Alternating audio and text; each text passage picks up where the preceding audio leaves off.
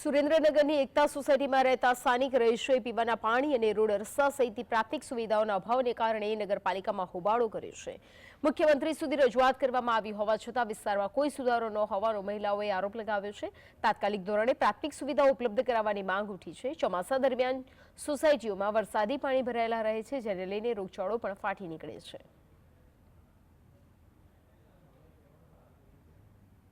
સૌ જાણો છો કે એકતા સોસાયટી તો નામાંકિત છે, છતાં પણ એને માળખાગત જે સુવિધા મળવી જોઈએ એ પણ સુવિધા કોઈ પણ જાતની સુવિધા મળતી નથી। પાણી આવે છે તો એ જે જરૂર છે એના કરતા ઓછું કે લોકોને પૂરું જ નથી થતું। અને બીજી વસ્તુ કે જે પાણી આપવામાં આવે છે એમાં ગટરનું પાણી આવે છે જે ગંદુ છે। આપણને ખબર છે કે એમાંથી જે રોગચાળો છે એ ફેલાવાની પૂરેપૂરી શક્યતા રહેલી છે। જ્યારે અને રસ્તાની કે રસ્તા તમે જુઓ તો એકતા સોસાયટીમાં એમ વારંવાર કહેવામાં આવે, જ્યારે અમે રજૂઆત કરી છે તો એમ કે છે કે ભાઈ તમારી ગ્રાન્ટ પાસ થઈ ગઈ છે, પણ એ ગ્રાન્ટ ક્યારે વપરાશે? અમે પણ એની રાહ જોઈ રહ્યા છીએ। અમારે ખાડા ખબૂચિયા લેવલ અમને હરખું કરી નથી દેતા। વોટિંગ હોય ત્યારે આવે, અમને મત દેજો, અમને મત દેજો, પછી કોઈ અમારા સામે જોતું નથી। તમે સ્થાનિક સદસ્યોને કોઈ જાણ કરેલી? હા, બધાને કરેલી, નગરપાલિકાએ જઈ, અહીંયા જઈ, તો કોઈ અમારું સાંભળતું જ નથી।